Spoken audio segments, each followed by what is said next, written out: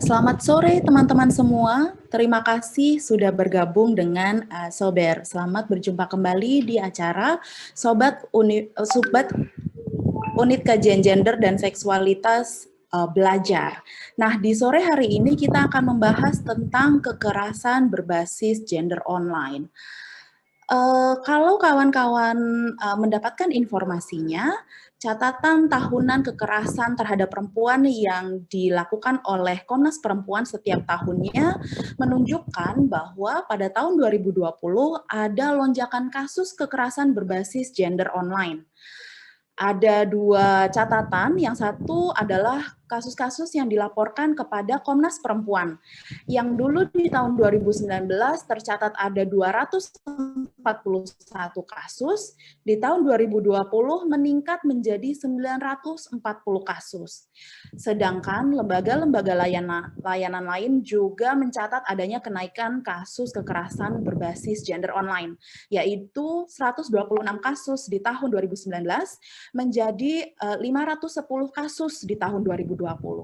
Ini adalah fenomena yang menarik ya, bahwa kekerasan berbasis gender tidak lagi hanya terjadi di ranah offline atau ranah on the ground, tapi juga terjadi di ranah online.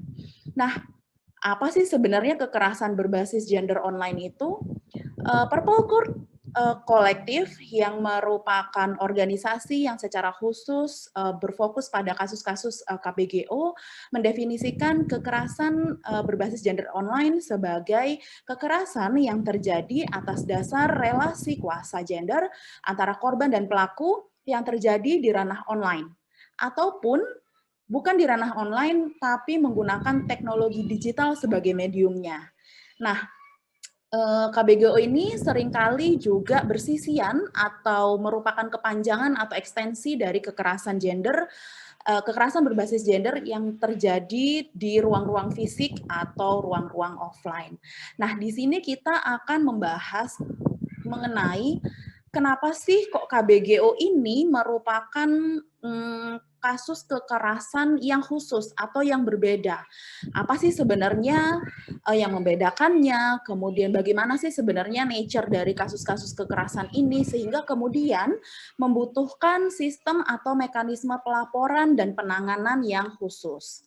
Nah, di sini kita sudah ditemani oleh Kak Chandra Dewi. Kakak Niputu Chandra Dewi ini merupakan pembela HAM yang berbasis di Bali. Beliau mengadvokasikan interseksi antara ruang hidup, dampak dari PLTU batubara, dan juga masyarakat yang termarginalkan, termasuk perempuan, anak, dan difabel. Nah, tahun 2016, Kak Chandra Dewi mendirikan inisiatif sosial bernama Bumi Setara yang menjadikan akses pendidikan sebagai kunci untuk difabel, untuk kawan-kawan difabel agar berdaya. Nah, di sini kita juga ditemani oleh dua kawan kita, yaitu Aprilia Resdini. April adalah mahasiswa sosiologi Universitas Negeri Jakarta yang juga adalah aktivis perempuan yang berfokus pada isu-isu kekerasan berbasis gender. Saat ini April menjabat sebagai koordinator Space Universitas Negeri Jakarta. Kita juga ditemani oleh Victoria Emanuela yang biasa dipanggil Vicky. Vicky adalah mahasiswa ilmu komunikasi angkatan tahun 2020 di FISIP Universitas Indonesia. Vicky juga adalah perwakilan dari Departemen Pengkajian dan Strategis BEM FISIP Universitas Indonesia tahun 2021. Nah, aku ingin informasikan kepada kawan-kawan sekalian, selama proses diskusi ini, kawan-kawan diundang untuk ikut serta menyampaikan pengalamannya, sharing cerita-ceritanya, dan juga memberikan pertanyaan kepada narasumber melalui kolom chat. Di kolom chat silakan berikan pertanyaan dan juga sharing-sharing ceritanya. Mohon agar menggunakan bahasa yang baik dan sopan sehingga ruang diskusi kita bisa berlangsung dengan aman dan nyaman bagi kita semua. Nah, kita ke Kak Chandra dulu. Halo Kak Chandra. Halo teman-teman semua. Hai Kak, sudah bisa terdengar dari sini. Kak Chandra, boleh nggak sih kita dikasih tahu, diberikan informasi yang benar nih tentang apa sih itu KBGO dan kenapa kemudian KBGO itu memiliki sifat yang berbeda dibandingkan kekerasan-kekerasan lainnya. Sehingga kemudian akhirnya diperlukan mekanisme pelaporan dan juga penanganan yang secara khusus berbeda dari kekerasan-kekerasan lainnya. Jadi KBGO itu sendiri singkatan dari kekerasan berbasis gender online atau ada juga yang masih menyebutnya sebagai siber. Sama seperti kekerasan berbasis gender di on the ground atau offline dunia yang nyata, persoalannya adalah relasi kuasa. Dan KBGO ini sendiri sebenarnya bukan hal yang baru ya. Sejak bertahun-tahun yang lalu, mungkin 3 tahun yang lalu sudah terjadi banyak KBGO. Hanya saja Komnas Perempuan baru mulai menghimpunnya ke dalam catatan Catahu itu di tahun 2019.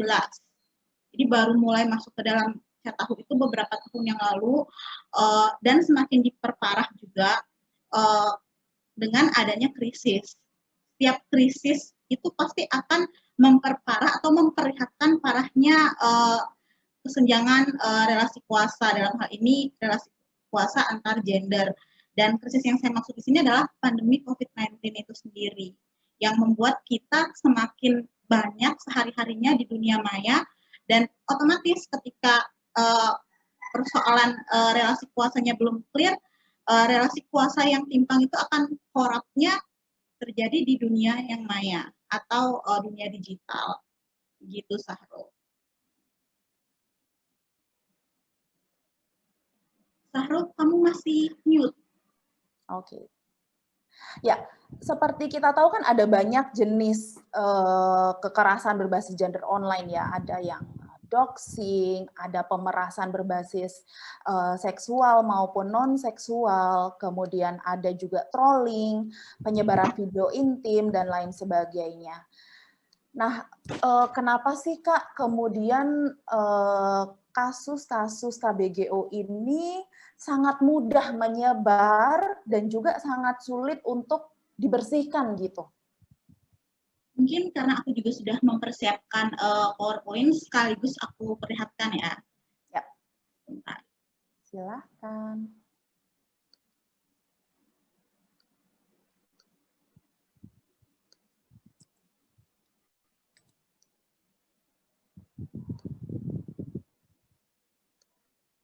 Apa sudah terlihat, teman-teman? Yap.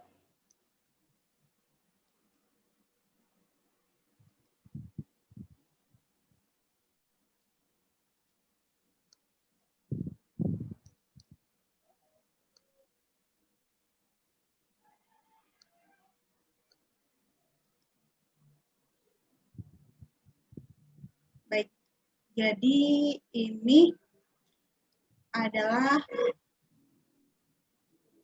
sebenarnya saya ambil dari intisari di akun Instagram Task Force KBGO. Jadi bagi teman-teman yang belum tahu, kita ada di Instagram juga dan mungkin bisa diikuti supaya nantinya akan mendapatkan manfaat atau jika ingin melakukan pengaduan.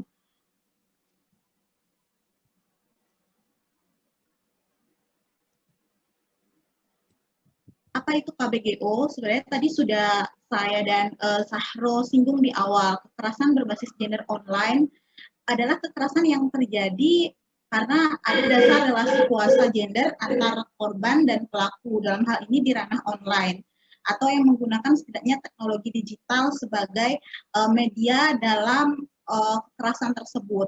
Dan kami memilih di Task Force KBGO menggunakan istilah KBGO agar tidak hanya terbatas pada yang ditransmisikan oleh internet, tapi juga oleh telepon, itu termasuk juga ke dalam KBGO. Dan KBGO ini teman-teman dalam 1 tahun terakhir bisa dikatakan ketika pandemi dimulai punya kelindan yang erat dengan kekerasan berbasis gender di dunia nyata.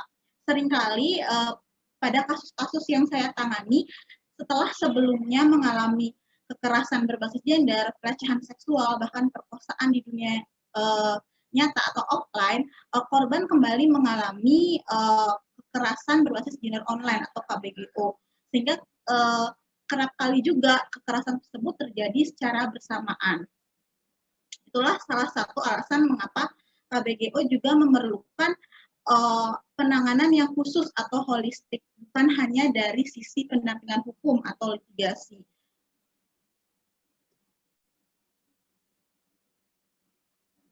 Tadi juga sudah saya jelaskan alasan mengapa kami lebih memilih menggunakan istilah KBGO dibandingkan KBGS atau siber, agar lebih inklusif sehingga bisa memasukkan unsur-unsur yang lain, baik itu SMS, panggilan telepon, maupun hal-hal yang lainnya yang berkaitan dengan ranah teknologi atau online.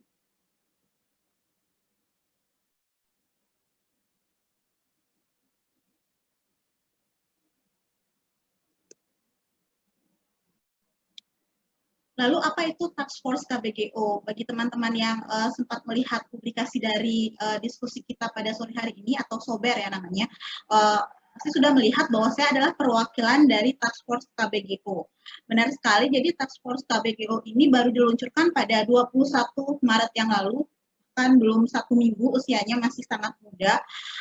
Namun persiapannya sudah sejak beberapa bulan yang lalu, kurang lebih sejak bulan November 2020, dan equal awalnya adalah training atau pelatihan online yang dilakukan oleh Pak kolektif terhadap teman-teman di berbagai daerah di Indonesia. Jadi tidak hanya terbatas di Jabodetabek. Kami mengikuti training setidaknya di masing-masing batch itu ada 2 kali pertemuan yang membahas secara menyeluruh dan lebih mendetail lagi mengenai KBGO, termasuk jenis-jenisnya yang tadi juga sudah sempat disinggung beberapa oleh Sahro. Dari situ muncullah inisiasi untuk bekerja bersama-sama. Bekerja bersama-sama di sini sangat penting, teman-teman, karena di awal juga saya sudah menyinggung untuk KBGO tidak bisa hanya fokus terhadap pendampingan hukum. Sementara dari sisi hukum kita tahu hukum positif di Indonesia lewat UU ITE justru berkemungkinan besar untuk menjadikan korban sebagai korban kembali atau reviktimisasi. Untuk itu diperlukan jaringan kolektif yang tersebar di berbagai daerah, baik itu terdiri dari kolektif seperti Parpol Code, ataupun dari individu-individu yang memang memiliki perhatian pada pendampingan korban KBGO, ataupun selama ini memang telah melaksanakan pendampingan terhadap korban KBGO di basisnya masing-masing. Dan gerakan ini kami percaya akan menjadi sebuah upaya, mungkin bukan upaya yang besar, namun upaya yang maksimal itu terdiri dari upaya-upaya kecil yang konsisten. Nah, upaya ini untuk meretas KBGO secara kolektif dan membangun sinergi dari berbagai sektor dalam melakukan advokasi.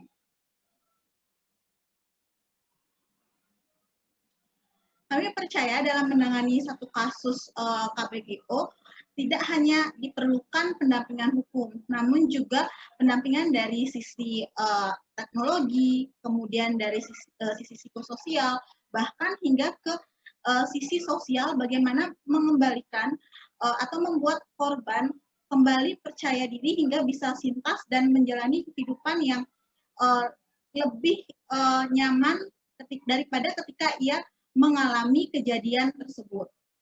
Dan di Task Force KBGO ini tidak hanya melibatkan satu pendamping, melainkan kami mencoba untuk melihat berbagai kemungkinan. Sebenarnya dari sisi saya sendiri meyakini ini bukan hanya untuk korban. Tentu seperti yang teman-teman sudah lihat di situ, agar korban mendapatkan keadilan, keamanan, serta rasa nyaman. Namun pendamping pun bukan hero ya, bukan pahlawan.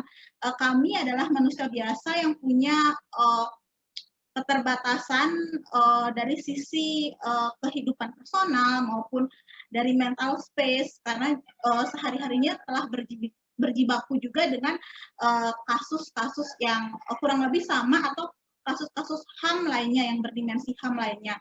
Untuk itu, ketika satu kasus KBGO hanya didampingi oleh satu orang saja, pendamping ini juga rentan untuk mengalami second trauma. Namun akan berbeda halnya bila satu kasus KBGO setidaknya ada 3 bahkan hingga 4 pendamping dari masing-masing kompetensi pendamping tersebut, maka pendamping itu sendiri akan punya support system untuk memberikan pendampingan terhadap korban, hingga korban pun akhirnya bisa sintas.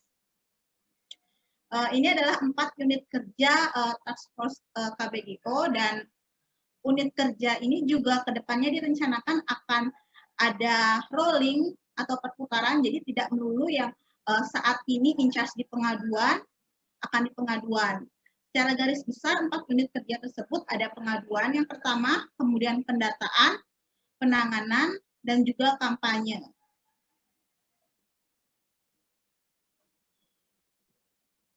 Mungkin untuk teman-teman yang belum tahu atau baru pertama kali mendengar mengenai Task Force KBGO di forum ini, bisa buka juga di link yang sudah tertera di layar, atau bisa juga untuk cek dulu di Instagram Task Force KBGO mengenai informasi-informasi yang terkait dengan kekerasan berbasis gender online. Ketika teman-teman mengklik link tersebut, atau link tersebut juga dicantumkan di bio dari Instagram, maka ada halaman pertama yang akan teman-teman temui. Dan laman platform ini didesain bukan hanya untuk korban langsung. Seringkali korban tidak merasa atau tidak aware bahwa dirinya adalah korban dari kekerasan berbasis gender online. Untuk itu ada juga pilihan bagi pendamping. Jadi di dalamnya ketika sudah mulai mengisi akan ada pilihan bagi pendamping, dan memungkinkan juga untuk pendamping yang mengisi. Kami juga berusaha mendesainnya agar tidak membuat pengulangan, membuat korban senyaman mungkin atau pendamping senyaman mungkin dalam menceritakan kejadian yang menimpa atau kekerasan berbasis gender online jenis apa yang kira-kira menimpa dirinya. Baik, ini saja slide dari saya. Mungkin untuk selanjutnya kita bisa sharing lewat ngobrol-ngobrol. Oke Kak, terima kasih banyak tadi atas penyampaiannya mengenai Task Force KBGO itu sendiri dan bagaimana kemudian pelaporan bisa dilakukan sehingga kemudian penanganan bisa dilakukan sesuai dengan request dari korban pada saat itu. Nah Kak, kembali lagi kepada nature dari teknologi yang menjadi latar belakang dari kekerasan gender yang berbasis online ini. Gimana sih Kak, kenapa kok KBGO itu, kasus-kasus KBGO itu dia range-nya atau dampaknya itu bisa menjadi lebih masif dibandingkan jika kekerasan itu terjadi hanya pada ranah, jika kekerasan terjadi pada ranah-ranah offline atau ranah-ranah on the ground gitu.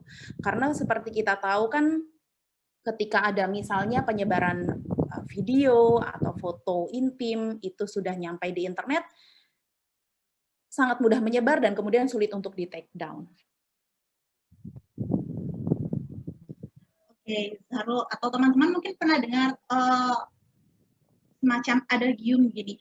Kalau Tuhan itu pemaaf, tapi Google, internet tidak. Ketika sesuatu sudah tersebar begitu saja di internet, walaupun menghapus ya, mungkin ada juga yang meminta agar itu dihapus dari source sumber awalnya, tapi ada teknologi screenshot, ada juga fitur untuk kembali membagikan yang akan menyebabkan sulit sekali untuk menghapus, benar-benar menghapus jejak digital kita. Karena itulah mengapa dari sisi KBGO tidak cukup hanya dengan pendampingan hukum. Misalnya di pendampingan hukum atau di ranah HAM, kita mengenal istilah right to forget atau hak untuk dilupakan, bahkan bisa melakukan gugatan pengadilan. Namun, apakah benar demikian? Mungkin bisa meminta satu platform seperti Google untuk menghapus, tapi internet bukan hanya Google saja, bahkan lebih luas dari itu seperti hutan rimba. Itu tentunya juga akan berkelindan lagi selain dengan sisi tech atau teknologi, akan berkaitan juga dengan sisi psikososial atau mental dari si korban. Yang mana kalau ke LBH Bali sendiri ya, karena saya juga bekerja di LBH Bali, kondisi klien atau korban ketika datang selalu lebih urgent untuk menemui psikiater atau psikolog dulu dibandingkan mulai menyelesaikan ini. Maksudnya mereka datang justru tidak bisa atau tidak cukup punya kemampuan untuk menceritakan karena sudah mental breakdown. Walaupun ada pendamping yang akan menceritakan, namun kami biasanya melihat ini lebih urgent untuk di refer dulu ke jaringan yang terlibat atau yang bergiat di psikososial, baru kemudian kita mulai ke ranah pendampingan hukumnya. Dan itulah yang menyebabkan mengapa sangat-sangat punya dampak yang multidimensi terhadap korban, bahkan karena kita hidup di masyarakat dengan budaya patriarki juga, itu juga akan berdampak besar terhadap keluarga. Ada banyak sekali klien yang tidak berani menceritakan kepada keluarga atau ketakutan terbesarnya adalah bagaimana reaksi keluarga. Jadi yang dia datang hanya dengan teman terdekatnya, dan sebagai pendamping hukum sebenarnya kan kami atau saya tidak punya cukup ilmu atau wawasan terkait psikologi ya. Namun mau tidak mau harus belajar juga secara otodidak dan terlibat pula untuk memberikan pemahaman yang setidaknya bagi keluarga ketika awal tahu kejadian apa yang menimpa adiknya atau anaknya, tidak judging atau tidak kembali memojokkan si korban.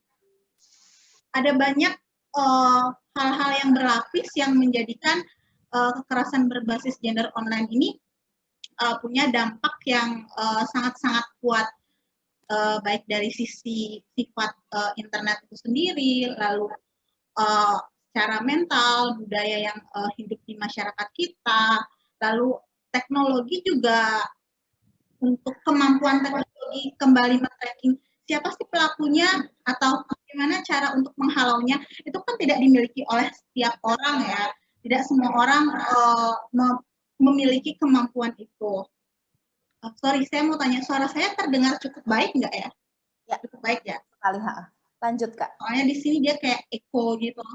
Saya lanjut ya. Dan itu juga kan sebenarnya yang jadi landasan kuat kenapa ada task force KBGO. Karena selama ini pengada layanan, unit layanan, bahkan Komnas Perempuan juga kewalahan.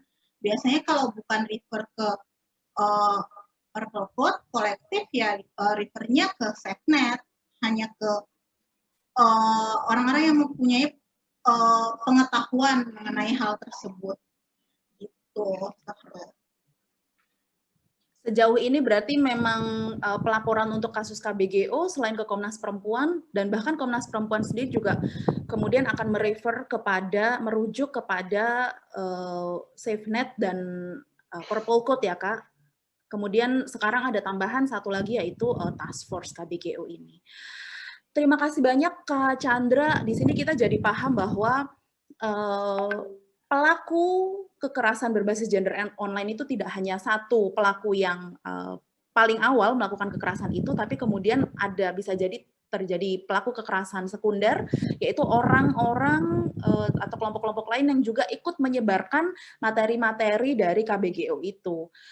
Dan kemudian kita juga jadi paham bahwa kasus KBGO itu bukan hanya mengenai kasus kekerasannya, tapi kemudian fokusnya jadi bergeser dari kasus kekerasan berbasis gender menjadi penghakiman atau judging kepada korban, sehingga mengaburkan gitu ya, yang harusnya kita urusin itu adalah kasus kekerasannya, tapi malah ngomentarin si pelaku, si korbannya, mempermalukan si korbannya sehingga kemudian korban jadi sulit berkegiatan, kemudian mengalami mental breakdown dan lain sebagainya.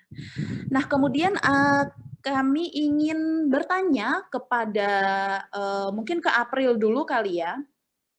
April, apakah Space UNJ pernah melakukan survei misalnya, atau apakah pernah mendapatkan laporan-laporan terkait kasus KBGO yang terjadi di kampus? Karena sebagaimana kita tahu, sejak awal tahun 2020, seluruh perkuliahan, proses perkuliahan harus dilakukan secara jarak jauh dan menggunakan media internet, gitu ya. Baik, terima kasih Kak Zahro atas pertanyaannya. Jadi kalau Space UNJ kebetulan untuk saat ini belum ada ya Kak survei mengenai KBGO gini. Tapi dalam setahun terakhir ini memang kita mendapatkan laporan mengenai banyak. Kayak semisal kalau dulu kan kebanyakan kasus tuh yang kita terima tuh kekerasannya secara langsung, kekerasan seksualnya secara langsung. Kalau sekarang itu jadi kayak seminggu tuh bisa dapet kayak 3 sampai 4 kasus gitu. Itu kan kayak angka yang angka yang tinggi dari sebelumnya kan. Jadi kalau untuk kasus KBGO di lingkungan kampus dan laporan yang masuk kita tuh banyak. Terlebih kasusnya kebanyakan itu lebih ke share konten tanpa izin kali ya. Kayak misalkan ada mahasiswa baru nih, terutama pas kemarin ospek. Ada mahasiswa baru, terus yang dinilai mungkin menarik gitu, terus kemudian lagi Zoom diam-diam di video, terus disebar gitu kan, terus dimasukin ke akun-akun kayak misalkan UNJ cantik, atau mahasiswa cantik, atau maba idaman, ya yang kayak gitu, dan pada akhirnya kan itu juga salah satu bentuk KBGO gitu ya, kalau nggak salah namanya malicious distribution content, betul nggak Kak Chandra? Terus juga itu penyebaran konten tanpa konsen kan, dan setelah kulihat-lihat tuh banyak komen-komen melecehkan, itu kan jadi kayak kekerasannya tuh banyak gitu, jenis-jenis kekerasan yang diterima oleh korban tuh banyak, nggak cuma kontennya disebarkan tanpa izin, tapi juga ada komentar-komentar yang melecehkan gitu. Dan ada juga laporan masuk yang pelakunya dosen gitu, yang kayak tiba-tiba video call tengah malam kayak gitu, kayak kalau misalkan kamu mau dapet nilai yang bagus, kamu harus temanin saya video call, yang kayak gitu. Itu banyak sih di space yang kasusnya yang masuk.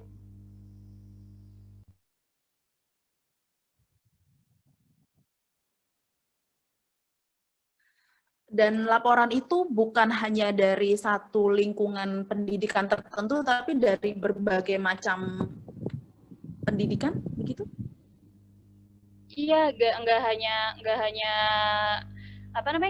di yang masuk ke aku sih, nggak hanya di kampusku ya, tapi juga banyak. Jadinya orang-orang yang dari luar kampusku tuh lapor juga ke aku kayak, Phil gimana ya kalau ini, apakah ini termasuk kekerasan, atau ini lapornya kemana ya? Banyak sih Kak. Jadi nggak hanya di lingkungan pendidikan tinggi ya, tapi juga ada anak SMA, bahkan kemarin ada yang masih baru kelas 3 SMP gitu, tapi mungkin memang kasusnya revenge porn, tapi termasuk KBGO juga kan jadinya. Kayak gitu sih Kak. Nah, 3-4 kasus per minggu ya rata-rata. Selama ini kawan-kawan di Space UNJ bagaimana kemudian menanganinya? Nah itu kebetulan karena kita baru regenerasi, jadi kita juga agak kewalahan. Jadi yang menangani kasusnya tuh dikit gitu, yang maksudnya yang punya kapasitas untuk menangani kasus itunya dikit gitu. Jadi kita sempat kewalahan sih bagi-baginya gimana gitu. Apalagi banyak juga kan dari teman-teman tuh yang anak baru tuh sempat capacity building. Jadi sempat agak pusing-pusing dikit sih Kak. Untungnya sekarang dalam beberapa bulan terakhir udah mulai mereda gitu, jadi nggak banyak laporan yang masuk ke kita. ya mudah-mudahan aja memang karena nggak ada kasusnya gitu ya, atau kasusnya mungkin sedikit menurun gitu, mudah-mudahan aja.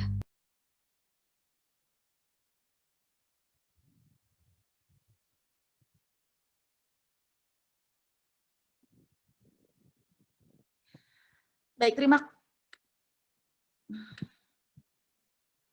kasih April. Bolehkah aku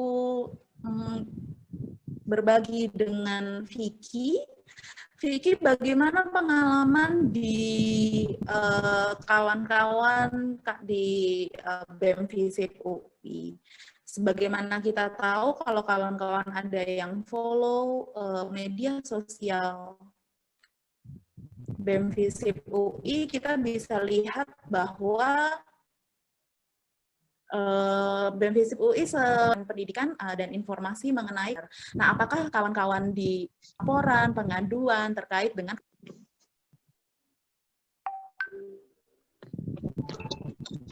Kak Zahro, suaranya hilang-hilang.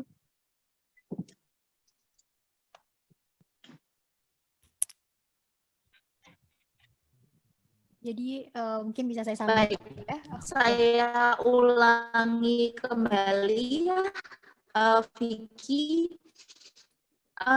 Kawan-kawan, sebagaimana kita tahu, kalau kawan-kawan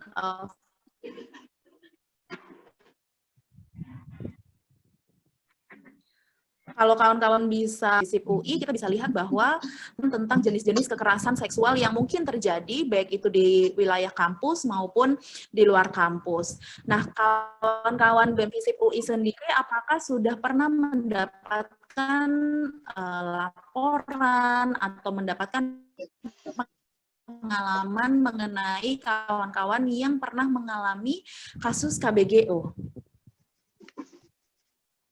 Oke, kalau di FISIP UI sendiri, dari yang dilaporkan memang belum ada yang tergolong dalam KBGO, tetapi kasus kekerasan seksual secara umum sudah banyak yang dilaporkan. Apakah bisa terdengar? Oh, terdengar, Kak. Sudah terdengar sekarang. Ya, silahkan Vicky. Oke. Kalau di FISIP UI kan memang KBGO belum ada yang dilaporkan ya, tetapi kasus kekerasan seksual secara umum sudah banyak yang dilaporkan. Seperti yang kita tahu, kasus kekerasan seksual yang ramai beberapa tahun yang lalu atau setahun yang lalu, ada beberapa kasus yang sekaligus langsung diekspos secara besar-besaran melalui media sosial. Dan kita bisa melihat kalau sebenarnya di FISIP UI sendiri belum ada regulasi yang bisa bertindak dengan cepat atau mekanismenya jelas. Jadi menyebabkan masalah kekerasan seksual ini belum bisa ditanggapi dengan seksama. Entah penjatuhan keputusan masih terlalu lamban, atau perlindungan yang diberikan kepada korban juga masih sangat minim. Dan kurang komprehensifnya peraturan dan regulasi ini tuh menyebabkan korban tuh harus kayak mencari jalan lain untuk mendapatkan keadilan gitu. Sehingga yang seperti tahun lalu tuh ramainya kebanyakan dari Twitter terlebih dahulu kan, ada utas-utas dan thread dan sebagainya. Dan ini merupakan salah satu bentuk yang menunjukkan kalau memang belum ada regulasi yang komprehensif dan jelas dari kampus. Jadinya ini menjadikan korban seperti harus mencari jalan keluar lain untuk mendapatkan keadilan. Selain itu, dari pihak-pihak yang ada di FISIP UI seperti dosen atau mahasiswa, masih ada yang masih meremehkan tindakan kekerasan seksual itu. Jadi, menurutku ini bisa membuat atmosfer yang kurang kondusif ya bagi penyelesaian kasus itu sendiri. Kalau dari BEM FISIP UI, kami sudah ramai menggaungkan tentang isu kekerasan seksual melalui digital activism atau rekomendasi kebijakan akan urgensi adanya regulasi yang lebih komprehensif.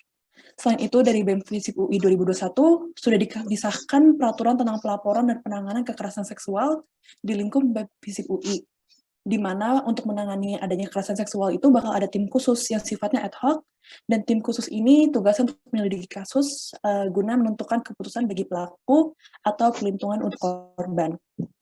Dari apa yang aku lihat sih, dari pihak mahasiswa sudah gencar ya untuk menyuarakan tentang isu kekerasan seksual melalui digital activism dan sebagainya, dan juga sudah ramai untuk mengawal korban. Tetapi dari pihak mahasiswa masih menuntut pihak kampus ya untuk bisa menyediakan regulasi yang lebih cepat dan tanggap dan komprehensif.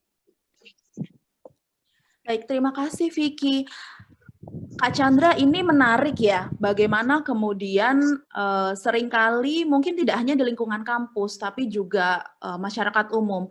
Seringkali korban yang mengalami kekerasan, baik itu secara online maupun on the ground dalam kehidupan sehari-hari, itu mereka kesulitan untuk melapor, kesulitan mendapatkan keadilan, sehingga kemudian mereka spill the tea istilahnya kalau kawan-kawan menyebutnya, membocorkan atau menginformasikan tentang adanya kasus tersebut di media sosial, sehingga kemudian lebih banyak masyarakat yang mengetahui kasus tersebut dan kemudian lebih banyak kasus tersebut digaungkan di internet. Nah, menurut Kak Chandra, apakah itu adalah langkah yang aman, atau mungkin adakah masukan bagaimana cara untuk menarik perhatian terhadap kasus-kasus yang sulit untuk mendapatkan proses baik itu proses peradilan maupun proses pendampingan atau layanan bagi kebutuhan korban lainnya. Oke, Sahro dan teman-teman, kalau menggunakan metode yang kita sebut dengan spill the tea, atau misalnya membuat akun-akun seperti di Instagram yang kemarin sempat rame, alis kamu gemas gitu ya kalau nggak salah, maupun membuat thread di Twitter, itu memang jamak dilakukan oleh masyarakat, terutama korban atau ring satu orang-orang terdekat korban. Namun ketika muncul lagi pertanyaan, apakah itu aman? Kita jangan lupa dengan kasus Ibu Baik Nuril misalnya. Karena Ibu Baik Nuril itu sebenarnya ketika kita cari lagi akar permasalahannya, dia adalah korban loh, korban dari pelecehan seksual yang mana dilakukan oleh atasannya langsung. Itu di dunia pendidikan juga kan, karena di suatu sekolah. Dan dari situ saja kita sudah melihat bagaimana hukum tidak hukum positif, terutama UIT tidak berpihak terhadap korban. Kalau saya lihat, dan saya meyakini hingga saat ini, cara yang paling aman untuk mengadvokasi diri atau cari perlindungan ketika kita atau orang-orang terdekat kita menjadi korban dari KBGO adalah langsung ke lembaga-lembaga layanan, pengada layanan. Namun memang saya juga mengakui pengada layanan bukan hanya yang di kota-kota besar, di daerah belum siap, tidak punya kesiapan, karena ini kaitannya bukan hanya dengan sisi hukum tapi juga teknologi, lalu bagaimana bertentangan dengan apa yang mereka percayai, sebagian besar dikaitkan dengan agama ataupun budaya yang mereka percayai, belum lagi kelindan dengan psikososialnya. Untuk itulah mengapa ada lembaga-lembaga rujukan lainnya atau lembaga seperti Komnas Perempuan. Teman-teman bisa mencari perlindungan atau melakukan aduan ke Komnas Perempuan yang nantinya juga pasti akan di refer mungkin entah ke Safenet, entah ke Task Force, atau bila muncul inisiasi-inisiasi lainnya yang berkaitan dengan KBGO, pasti di dalamnya, karena kita sudah sedikit ya jumlahnya, harus terus membangun kerjasama. Itu sebenarnya cara yang paling aman, karena kalau spill the tea, balik lagi, UU ITE tidak melindungi tidak melindungi korban, bahkan tidak melindungi pendamping, karena di situ juga tertera barang siapa yang mendistribusikan. Pendamping itu juga mendistribusikan loh dan menyimpan, walaupun dalam kaitannya sebagai alat bukti. Jadi bahkan pendamping itu tidak dilindungi oleh UU ITE itu sendiri. Dan spill the tea biasanya konteksnya balik lagi karena kita hidup di negara yang netizennya cukup kuat, akan bisa cukup aman ketika banyak yang membacking kamu. Itu kan sebenarnya. Dulu kenapa kasusnya Bu Baik nggak naik? Karena belum banyak yang tahu. Tapi ketika sudah berproses beberapa tahun hingga ke Mahkamah Agung, baru mulai ada campaign, ada banyak koalisi masyarakat sipil. Jadi ya itu hanya karena dibacking oleh netizen. cara yang teraman tetap cari salah satu, nggak mesti task force KBGO, bisa juga lewat Komper atau ke Setnet, lakukan aduan, dan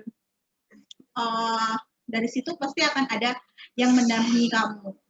Nggak mungkin satu orang aja pastinya yang mendampingi, karena persoalannya juga berkaitan dengan berbagai macam hal, berbagai macam isu. Itu cara yang paling aman dibandingkan dengan Terima kasih Kak Chandra. Berarti Spill the Tea ini memang merupakan salah satu cara untuk menarik perhatian yang cukup efektif, tapi juga di sisi lain itu sangat gambling ya, atau kita bisa bilang kita berjudi gitu dengan apa yang akan terjadi. Entah kita akan semakin diserang oleh netizen, ataukah kita akan di backup oleh netizen. Dan jangan lupa bahwa kita selalu dibayang-bayangi oleh UU ITE yang bisa digunakan untuk menuntut balik korban maupun pendamping korban atas nama pencemaran nama baik. Begitu ya, Kak? Baik. Ya, begitu. Teman-teman, sebelum kita masuk membahas pertanyaan-pertanyaan dari Pak kawan-kawan Sober, terlebih dahulu kita istirahat sejenak dan melihat kira-kira inilah simulasi kasus kekerasan berbasis gender online yang mungkin terjadi atau yang banyak terjadi.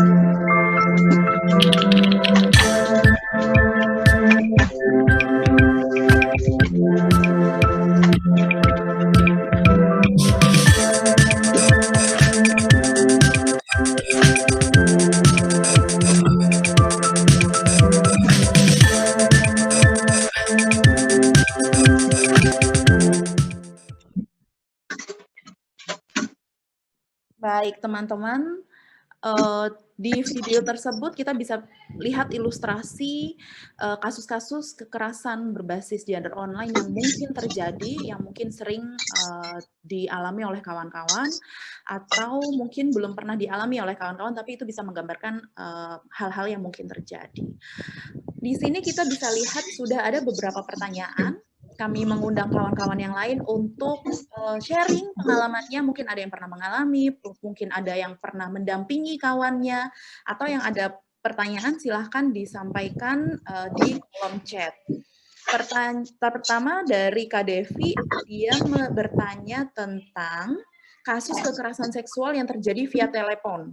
Jadi kalau bukan di SMS atau bukan di WhatsApp, tapi di telepon secara langsung, kalau kita tidak punya rekamannya, gimana ya Kak? Apakah kita bisa melaporkan kasus seperti ini? Karena kita nggak punya rekamannya sebagai bukti. Mungkin Kak Chandra bisa menjelaskan, ini juga mirip dengan yang itu ya, Baik Nuril ya. Waktu itu seperti apa Kak kasusnya?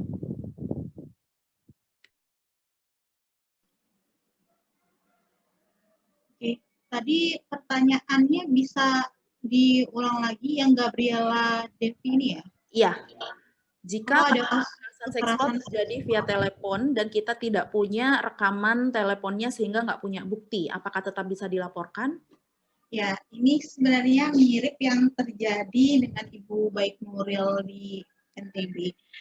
Bedanya, sebenarnya Ibu Baik Nuril ini pintar ya, cerdas, karena dia telah mengalami pelecehan seksual ya tahu juga oleh atasannya berkali-kali, kemudian hingga akhirnya dia rekam. Yang mana rekamannya ditujukan adalah untuk jangan lagi mengganggu dia. Dan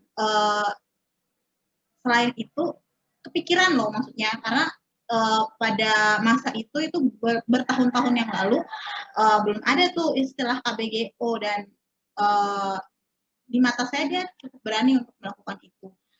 Tapi hukum positif kita tidak berpihak terhadap korban. Ketika rekaman itu tersebar, justru yang terjadi adalah korban yang menjadi pelaku atau tersangka yang dijerat oleh undang-undang yang seharusnya melindungi. Dan masih berkaitan dengan pertanyaan Gabriela di sini, kalau kita tidak punya rekamannya, apakah kasus seperti ini bisa dilaporkan juga? Dilaporkannya ini saya asumsikan maksudnya aduan ke task force atau sejenisnya ya. Jika memang terjadi kekerasan seksual atau pelecehan seksual mungkin yang dimaksud, laporkan atau adukan saja ke lembaga manapun yang kamu percaya, yang kamu pilih, bisa juga lewat task force KBGO, karena di sana nantinya pasti akan kita tanya kembali sebenarnya lebih detailnya seperti apa, walaupun tidak ada rekamannya. Beda konteksnya mungkin dengan lembaga hukum ya, karena saya pun pengacara, dan kalau dengan konteksnya pendampingan hukum dikaitkan dengan aparat penegak hukum di Indonesia, mereka masih sangat basisnya adalah mana buktinya, kamu melapor, kamu harus membawa buktinya. Namun apa yang dijalankan oleh kami di task force itu tidak melulu mempertanyakan buktinya mana dulu, karena basisnya adalah kami percaya terhadap pengalaman korban, apa yang terjadi pada korban. Jadi kalau konteksnya yang ditanyakan adalah pengaduan ke task force atau mungkin bahkan Komper atau lembaga yang lain seperti Safenet, adukan saja, isi formnya, nanti akan kita kembali apa yang sebenarnya terjadi yang lebih mendetail. Sudah berapa lama terjadi seperti itu. Mudah-mudahan menjawab ya. Berarti mungkin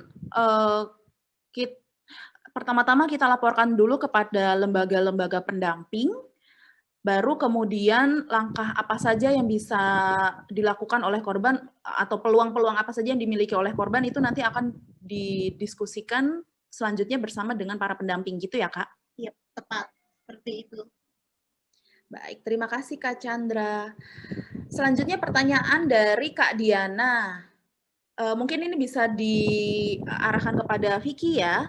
Di FISIP UI, menurut BEM belum ada laporan tentang KBGO. Nah, hal ini itu kira-kira apakah karena belum adanya mekanisme yang jelas terkait dengan pelaporan KBGO maupun pelaporan kasus kekerasan seksual lainnya, ataukah karena masih kuatnya stigma terhadap korban, atau apakah karena masih kurangnya kesadaran mahasiswa tentang kekerasan berbasis gender yang online?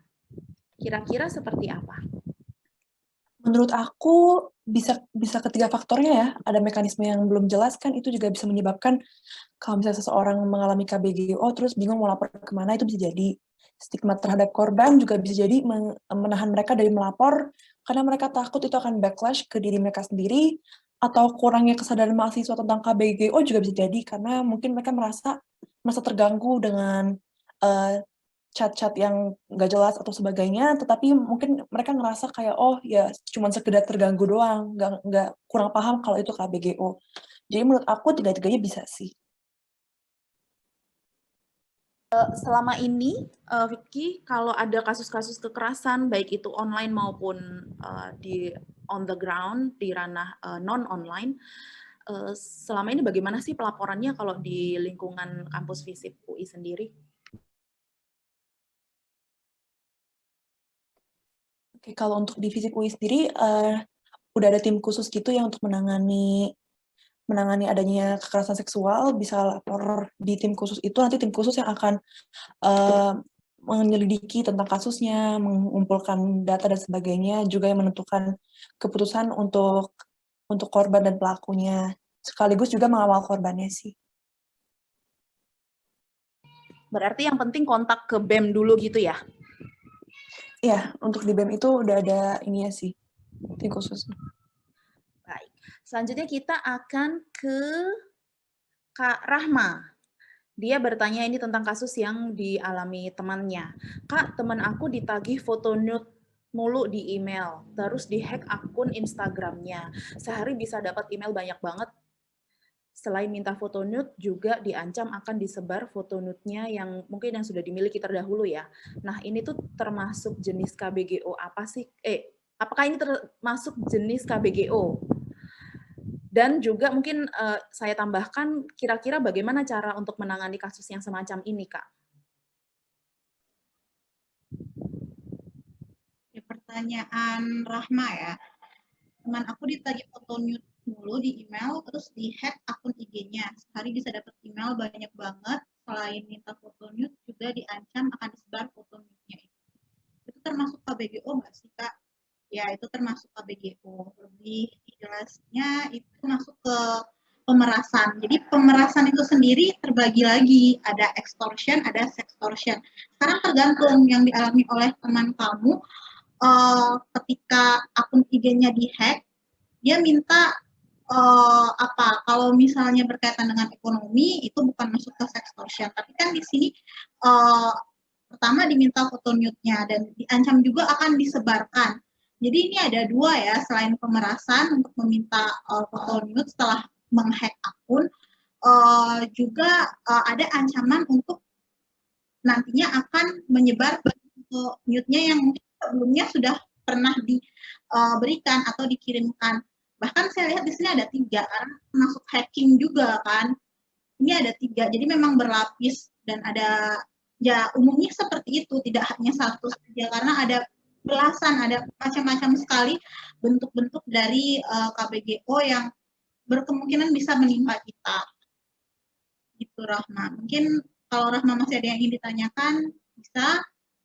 Mudah-mudahan sudah cukup jelas, atau bisa juga nanti isi formnya ya di Task Force KBGO. Oke, berarti nanti diinformasikan ke temannya untuk mengisi formulir pengaduan yang tadi ada di video. Nanti kita akan putarkan kembali. Terima kasih Kak Chandra. Selanjutnya ada dari RK. Bertanya, Kak, kalau di Task Force KBGO, apakah pelaporan bisa ada pendampingan psikologis buat korbannya di tengah masa pandemik seperti ini? Jika iya, melalui apa media pendampingan psikologisnya?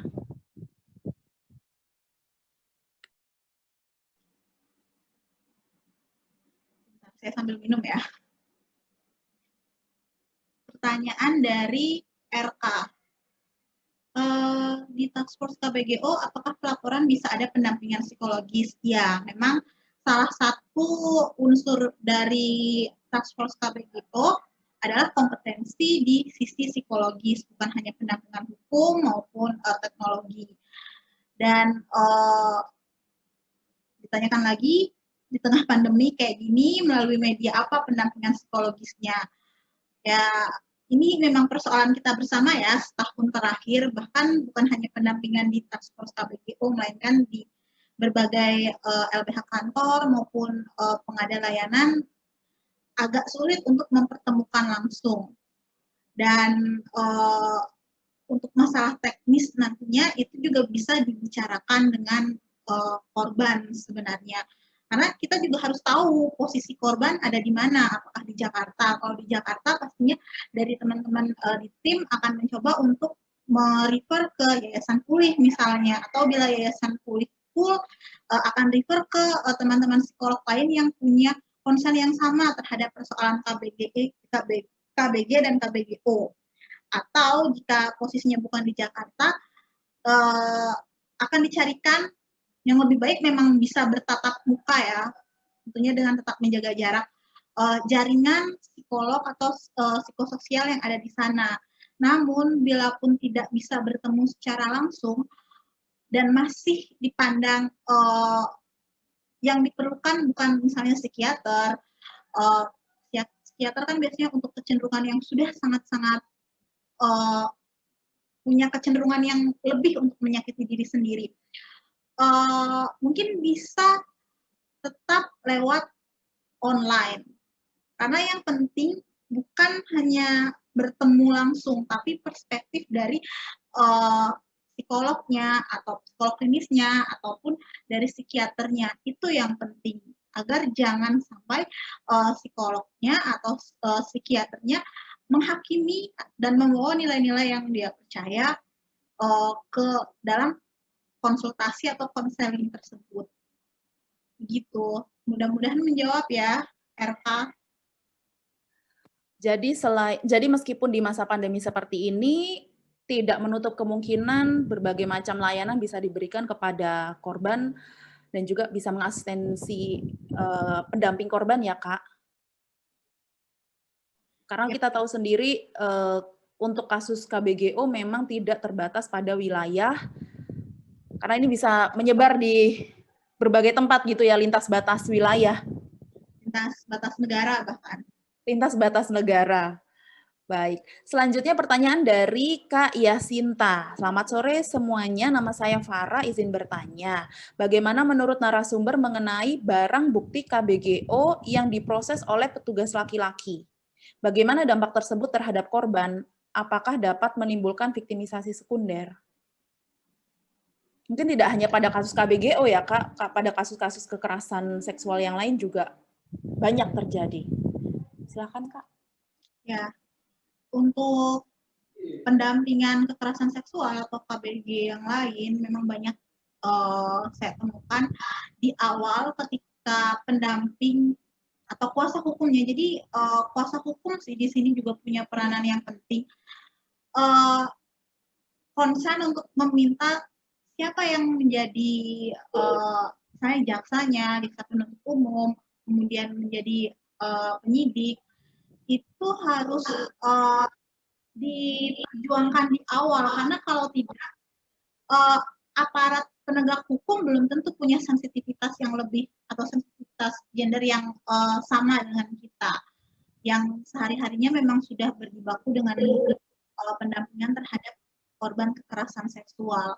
Dan kalau saya bicara dari pengalaman saya, ketika kita sudah notifikasi minta untuk dari penyidik bahkan hingga nantinya jaksanya adalah perempuan, untuk di Bali cenderung bisa diajak bekerja sama karena mereka juga menyadari ini adalah bentuk dari reviktimisasi dan memang tidak etis ketika barang bukti, apalagi pernah juga saya satu kali mendampingi yang barang buktinya adalah video, jadi kaitannya juga masih dengan KBGO. Kalau itu sampai tersebar, entah yang disimpan oleh pihak korban maupun yang disimpan oleh pihak penyidik, maka itu akan menimbulkan permasalahan yang baru lagi, permasalahan pidana yang baru lagi.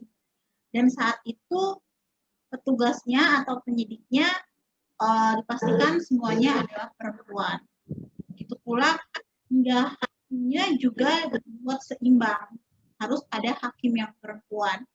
Jadi kalau ditanyakan dampaknya terhadap korban, ya dampaknya bahkan tanpa penyidik atau petugas atau aparat penegak hukum yang semua laki-laki saja, pasti sudah sangat guncang ya.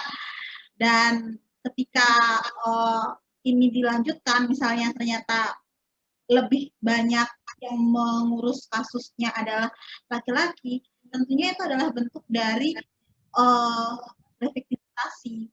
Dan meskipun kita tidak bisa, kita masih punya banyak PR, misalnya dengan RUU Pungkas atau RUU PKS yang kabar baiknya masuk prolegnas beberapa hari yang lalu. Tapi itu PR, tapi kita juga harus mengapresiasi misalnya ada unit PPA. Itulah kegunaan atau opsi dari adanya unit PPA di setiap kantor polisi agar kasus-kasus yang berisi relasi kuasa dipastikan dalam penyelesaiannya tetap menimbulkan atau bisa menciptakan rasa aman, safe kepada korban dengan didominasi lebih banyak perempuan di dalamnya sebagai petugas atau penyidik. Begitu. Mudah-mudahan menjawab ya, Farah. Atau Farah sendiri menemukan masih banyak menemukan yang seperti ini ya, yang petugasnya justru laki-laki. Tapi kalau kita bicaranya aduan ya, aduan di Task Force KBGO, kita semua saat ini perempuan, lebih banyak perempuan, dan tadi juga saya memperlihatkan mengenai 4 unit itu, tidak semua orang di dalam Task Force punya akses terhadap barang bukti. Jadi bisa dipastikan mengenai konfidensialnya, kerahasiaannya, karena hanya orang-orang tertentu yang bisa mengakses barang bukti. Misalnya yang sedang ada di unit kampanye selama beberapa bulan ya bertugas, dia tidak akan bisa mengakses hal-hal tersebut atau barang bukti tersebut. Jadi hanya orang-orang yang punya keterkaitan terhadap pendampingan itu. Begitu, Farah. Terima kasih Kak Chandra. Kita lanjutkan dulu, masih ada beberapa pertanyaan dari Genta. Selamat sore, saya Genta. Pertanyaan saya untuk Task Force KBGO adalah, pertama, bagaimana perlindungan hukum terhadap korban-korban KBGO di Indonesia? Apakah undang-undang yang tersedia saat ini cukup untuk melindungi korban? Kemudian yang kedua, masuknya RUU PKS pada prolegnas prioritas tahun ini, apakah dapat membantu upaya Task Force KBGO dan juga lembaga-lembaga layanan lainnya untuk melindungi korban ke depannya? Apakah draft RUU PKS telah memasukkan ketentuan-ketentuan terkait dengan KBGO? Nah, ini bukan hanya kasus KBGO di lingkup-lingkup kecil, tapi secara umum di Indonesia ya, Kak. Apakah sudah ada undang-undang yang menaungi atau bisa digunakan untuk menangani kasus KBGO? Oke. Halo Genta, jadi pertanyaannya ada, secara garis besar ada 2 pertanyaan ya. Yang pertama, bagaimana pelindungan hukum terhadap korban-korban KBGO di Indonesia? Pelindungannya masih yang saat ini terjadi justru hukum positif di Indonesia bertendensi untuk mereviktimisasi korban, misalnya lewat UU ITE. Bahkan bukan hanya korban, tapi juga pendamping korban. Itu yang kalau kondisi realnya memang seperti itu. Dan itu tidak cukup untuk melindungi korban. Oleh karena tidak cukup itulah mengapa ada banyak sekali contoh-contoh kasus KBGO yang tidak selesai, atau bahkan ketika masuk ke Polda, ke Polsek, ke kepolisian lah intinya hanya sebagai aduan saja karena polisi tidak memproses itu lebih lanjut begitu. Dan atas dasar itu pula mengapa dirasa perlu ada inisiatif seperti Task Force, selain inisiatif-inisiatif yang lain yang sudah ada. Kemudian pertanyaan yang kedua, maksudnya RUU PKS atau PUNKAS pada prolegnas prioritas tahun ini, apakah dapat membantu upaya Task Force KBGO melindungi korban ke depannya? Ini baru satu kondisi di mana RUU PUNKAS masuk. Ada kecenderungan sentimen yang positif kita bisa katakan.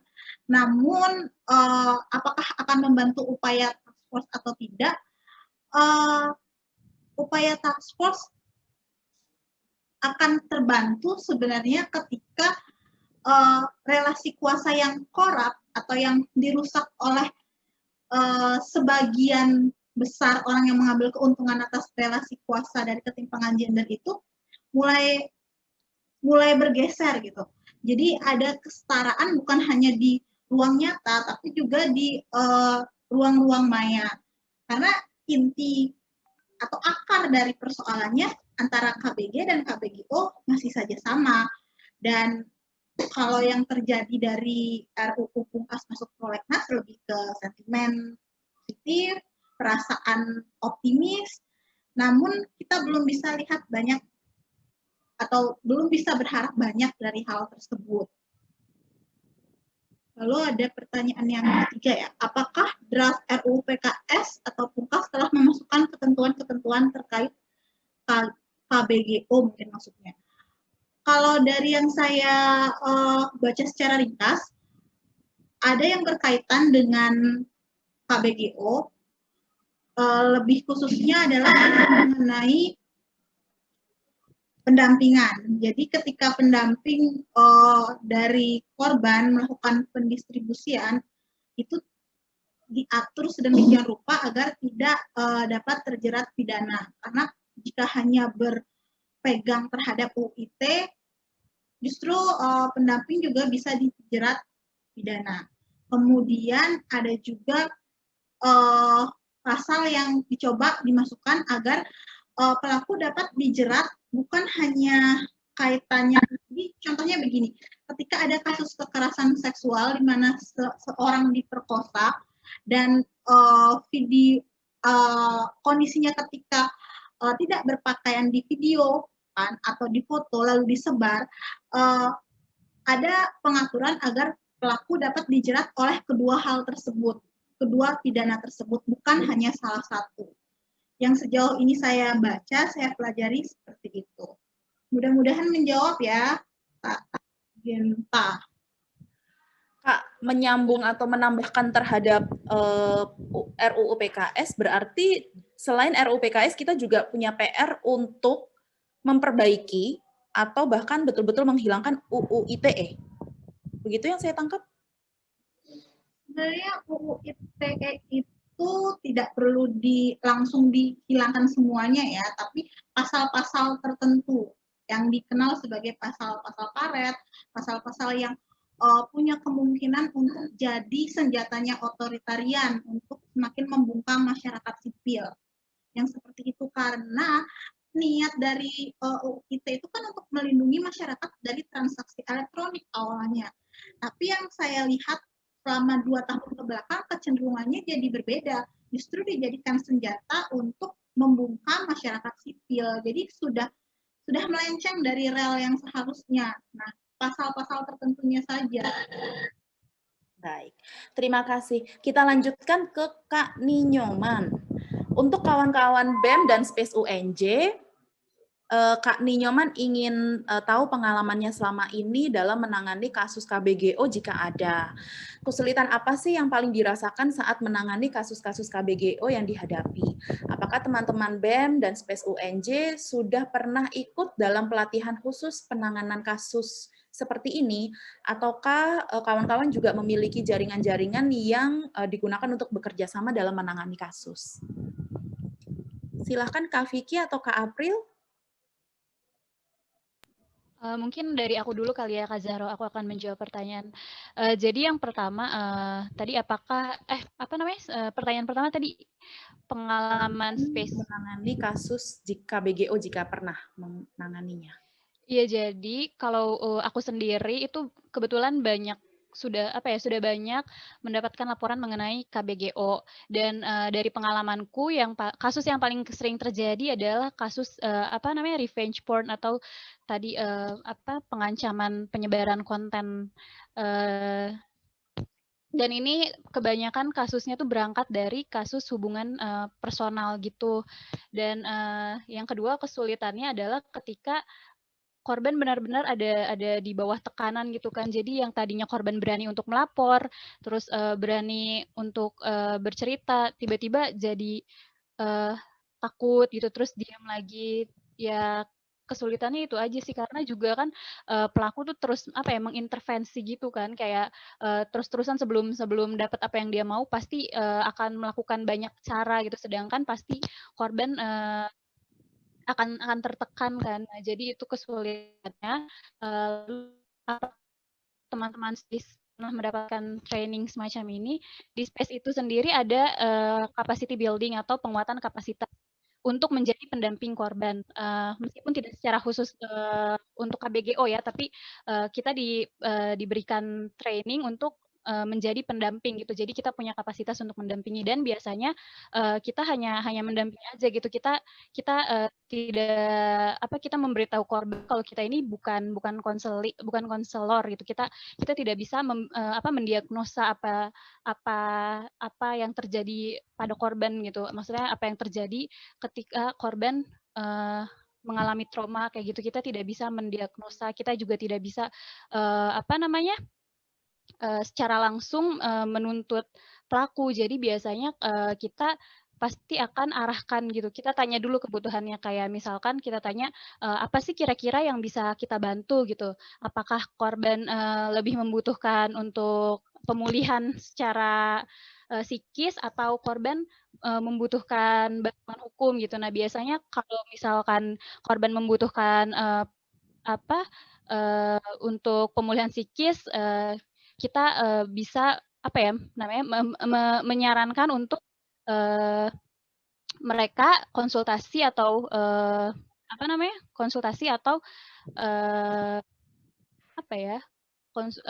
pokoknya menyarankan mereka untuk konsultasi ke yang memang ahlinya di situ gitu, tapi yang berperspektif korban tetap, misalnya seperti ada yayasan pulih gitu kan. Yayasan pulih kan memang mereka mengadakan juga pertemuan untuk para korban kan, atau penyintas. Lalu kemudian kalau misalkan mereka butuh bantuan hukum, kita biasanya merefer ke LBH Apik, atau kalau misalnya kasusnya KBGO, kita kemarin kan belum ada task force ya, jadi kita menyarankan ke SafeNet gitu. Kayak gitu sih, paling kita hanya melakukan pendampingan gitu. Kita mendampingi mendampingi korban dan sebisa mungkin mengusahakan apa yang menjadi kebutuhan korban gitu. Kita memberikan saran-saran, tapi tetap kita berperspektif korban. Kita juga tidak memaksa gitu. Apabila memang korban akhirnya tidak ingin meneruskan kasusnya, ya sudah gitu. Gitu sih paling. Oke, baik. Kak April, sekalian aku bertanya, mungkin ada juga kawan-kawan yang penasaran, kan ini judulnya Space UNJ, apakah kawan-kawan selain yang anak-anak UNJ bisa juga ikut bergabung dengan Space sehingga bisa mendapatkan peningkatan kapasitas tadi yang sudah disampaikan? Kalau untuk saat ini masih untuk masyarakat kalau sama saat ini masih untuk masyarakat UNJ sih, alumni paling bisa ya Kak, tapi kalau misalkan di luar itu masih belum bisa sayangnya. Tapi biasanya Space itu ngadain acara gitu, mungkin nanti kita bisa juga kali ya, ini dalam mengupayakan dalam mengupayakan ruang aman yang lebih banyak lagi, mungkin nanti kita akan diskusikan dengan teman-teman yang lain. Memang kita ada rencana juga untuk melakukan training to trainer gitu deh. Jadi kayak lebih banyak ruang aman, lebih banyak orang-orang yang memiliki kapasitas menjadi ruang aman atau pendamping gitu. Baik. Selanjutnya ke Kak Vicky, gimana nih Kak, apa saja upaya-upaya yang sudah dilakukan oleh kawan-kawan BEM FISIP UI untuk menangani kasus KBGO atau mungkin bukan hanya kasus KBGO ya di lingkungan kampus. Apa saja sih yang tantangan yang dialami selama ini? Kalau soal penanganan kasus KBGO, aku belum bisa ngomong terlalu banyak ya, karena memang belum ada laporan dan belum pernah nanganin juga. Dan kalau kasus kekerasan seksual, seperti yang tadi aku udah bilang, kita udah coba ngasih rekomendasi ke dekanat dan mencoba untuk menyuarakan, mengedukasi kepada mahasiswa di FISIP UI untuk mengetahui lebih lanjut mengenai apa sih kekerasan seksual dan kenapa mereka harus awas terhadap kayak gitu. Baru begitu aja sih kalau dari BEM FISIP UI. Baik, kita masih punya pertanyaan selanjutnya dari Ami. Ya, dari Ami. Untuk kakak-kakak di UNJ dan di UI, apa saja sih yang sudah dilakukan untuk menyebarkan informasi tentang kekerasan seksual ataupun KBGO di lingkungan kampus? Tadi sudah disampaikan. Kemudian selanjutnya, bagaimana kesulitannya ketika dihadapkan dengan wacana nama baik kampus? Yang juga karena banyak kasus yang akhirnya naik ke media seperti di UGM, lalu karena pihak kampus tidak mau tahu, atau mungkin mengatasnamakan nama baik kampus sehingga kasusnya kemudian menghilang gitu ya, atau kita tidak tahu bagaimana kelanjutan prosesnya. Nah, gimana nih menurut Kak Vicky dan Kak April pandangannya terhadap dalam tanda kutip nama baik kampus? Silakan mungkin Kak Vicky ya, Kak Vicky dulu. Ada sih ya beberapa kasus yang memang agak ditutup-tutupin atas nama baik fakultas atau nama baik jurusan, itu emang ada. Dan kalau seperti ini sih menurut aku agak lucu ya, karena kalau misalnya ketahuan mereka mengumpatkan kejadian kekerasan seksual atau menjaga pelaku, itu malah nanti akan nama baik kampusnya akan lebih buruk dibandingkan kalau mereka langsung menyelesaikan dan membantu korban begitu. Tapi ada di FISIP UI juga ada jurusan yang lebih berpihak kepada pelaku dan malah mengancam korban kalau misalnya korban membawa kasus ini lebih tinggi, bisa dicabut beasiswa dan sebagainya untuk menjaga nama baik jurusan itu ada. Padahal seharusnya nama baik kampus adalah dengan cara menangani kasus kekerasan seksual yang dengan cara berperspektif atau berpihak pada korban gitu ya. Dengan demikian maka nama baik kampus pasti lebih terjaga atau terangkat gitu karena lebih mendahulukan korban dibandingkan pelaku. Kak April bagaimana? Kalau di kampusku, kalau pengalamanku ya, fakultasku tuh untungnya sangat kooperatif gitu. Fakultasku tuh kayak mendukung gerakan space, alhamdulillahnya. Jadi mereka begitu kemarin sempat nggak kemarin sih, kayak beberapa waktu lalu sempat ada kasus yang dilakukan oleh dosen dari fakultas lain, dan itu korbannya adalah anak-anak fakultasku. Dan ketika lapor ke Space kan biasanya suka konsultasi kan sama akademisi. Nah, ketika kami konsultasi ke akademisi di fakultas kami, alhamdulillahnya mendapat dukungan gitu. Bahkan fakultas kami siap mengangkat isu ini ke media. Jadi untungnya kalau di fakultas kami cukup berperspektif korban ya. Cuman kadang memang ada dosen yang kepo, nyari-nyari tahu ini korbannya siapa sih gitu, ini korbannya yang mana. Nah, itu yang jadi kekhawatiran dan tantangan bagi kami gitu, tetap tetap melindungi identitas korban dan kasus ini juga tetap dinaikkan gitu. Tapi ada tapinya nih. Kalau akademisi fakultas kami kan memang sudah memang sudah berperspektif korban.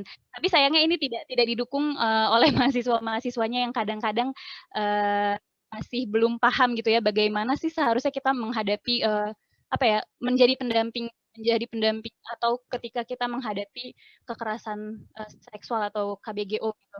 Jadi yang menjadi hambatannya adalah justru malah mahasiswa-mahasiswanya atau organisasi-organisasi lain gitu. Untuk nama baik kampus ini, kampusku kalau pengalamanku kampusku tidak begitu tidak begitu tidak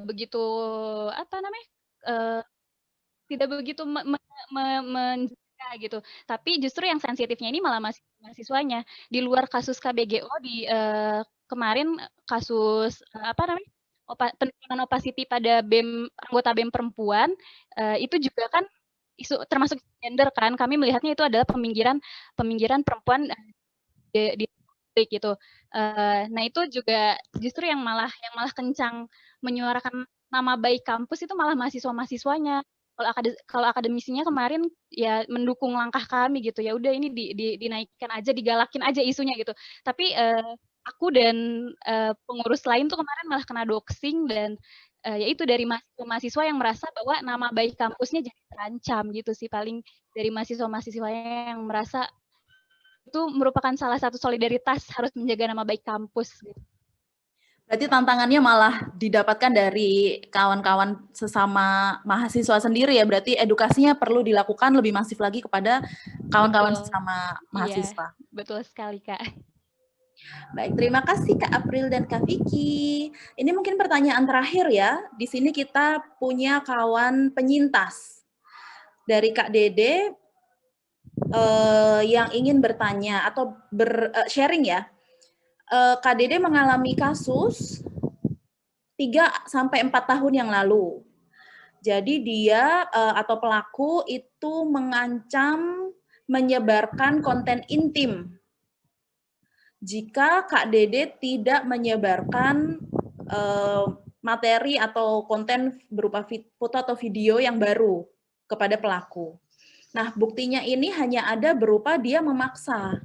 Apakah masih bisa dilaporkan ya? Terima kasih.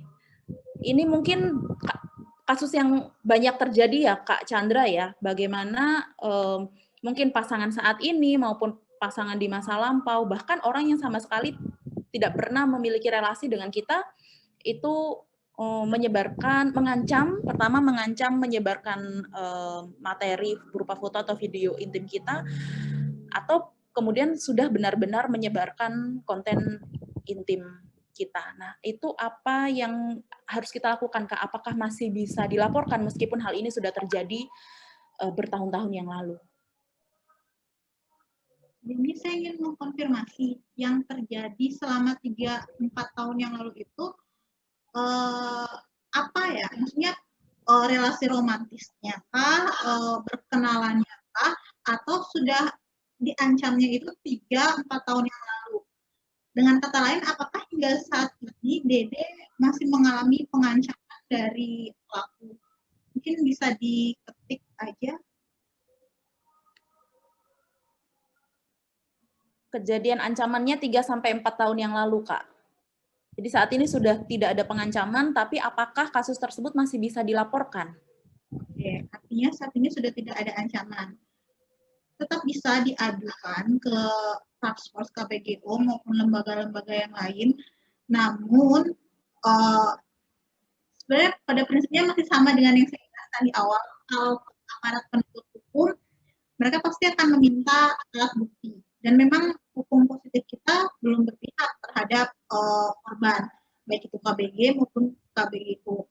Tapi saya sarankan Dede tetap melakukan pengaduan, bisa ke Task Force KBGO maupun ya Komnas Perempuan atau Pusatnet untuk mendapatkan perasaan aman yang lebih, walaupun sudah berlangsung cukup lama ya, 3 atau 4 tahun yang lalu, bukan berarti hal-hal yang lain misalnya psikis ataupun ketakutan-ketakutan itu sudah hilang dari diri Dede, tapi bisa saja masih tetap ada di alam bawah sadar, atau yang kaitannya dengan pengetahuan terhadap digital security mungkin juga bisa didapatkan dengan berkonsultasi dengan teman-teman yang ada di Task Force KBGO itu sendiri.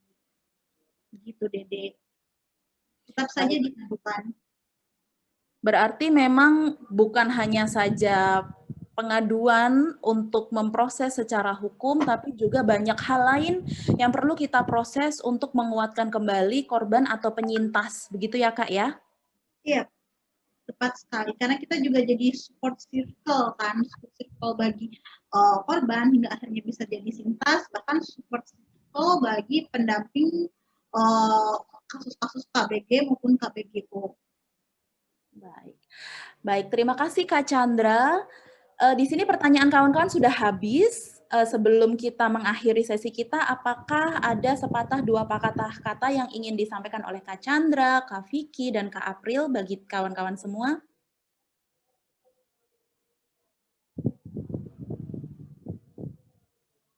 Silahkan Kak Chandra, mungkin dari Kak Chandra dulu. Satu dua patah kata ya. Yang saya sadari ketika kita baru launching Task Force KBGO beberapa waktu yang lalu, itu adalah awal dari satu pekerjaan yang besar. Dan meskipun ada kabar baik juga mengenai RUU PUNKAS atau FKS yang masuk prolegnas, ya bisa jadi sinergi untuk semangat baru. Namun pekerjaan kedepannya masih sangatlah besar untuk teman-teman sama pendamping maupun teman-teman perempuan. Apapun yang akan terjadi ke depannya, kita masih punya kita. Gitu. Jadi solidaritas antara perempuan atau solidaritas di antara pendamping itu tetap harus ditingkatkan karena kita tuh sudah kecil, sebenarnya jumlah kita tuh sedikit, jadi nggak perlulah terpecah lagi atau ada konflik-konflik internal. Jadi saya bersama kalian.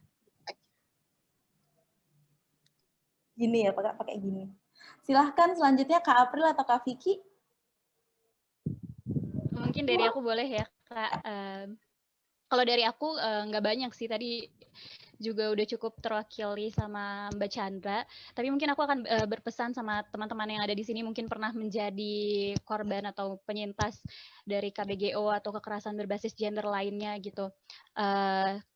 Kalian tidak pernah sendiri, kita akan menghadapi ini bersama-sama. Itu aja, Kak. Terima kasih. Kita nggak pernah sendiri, kita punya satu sama lain.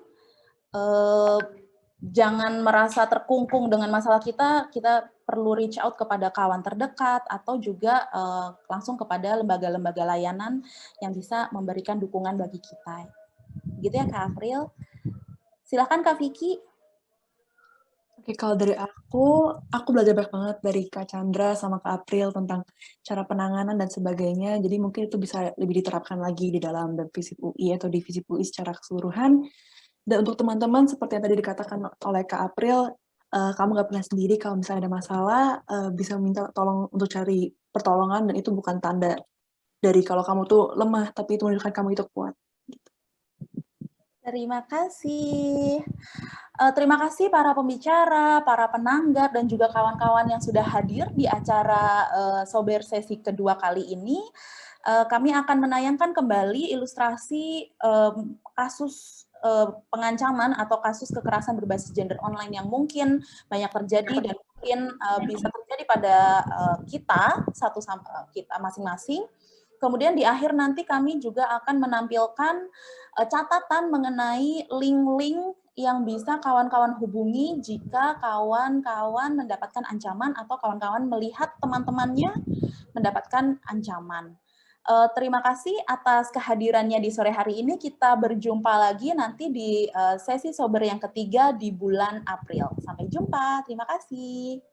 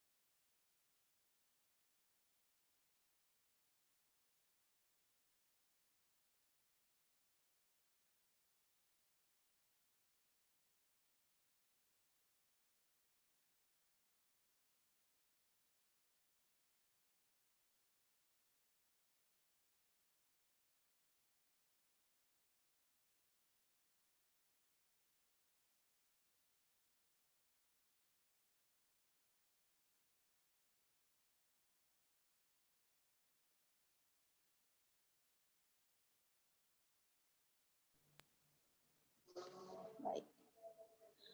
Untuk kawan-kawan yang membutuhkan bantuan atau bisa menyimpan halaman ini untuk disebarkan kepada kawan-kawan yang lain dan juga disimpan untuk jika terjadi kasus KBGO di masa mendatang, silahkan screenshot layar ini untuk bisa kawan-kawan simpan dan disebarkan kepada kawan-kawan yang lain.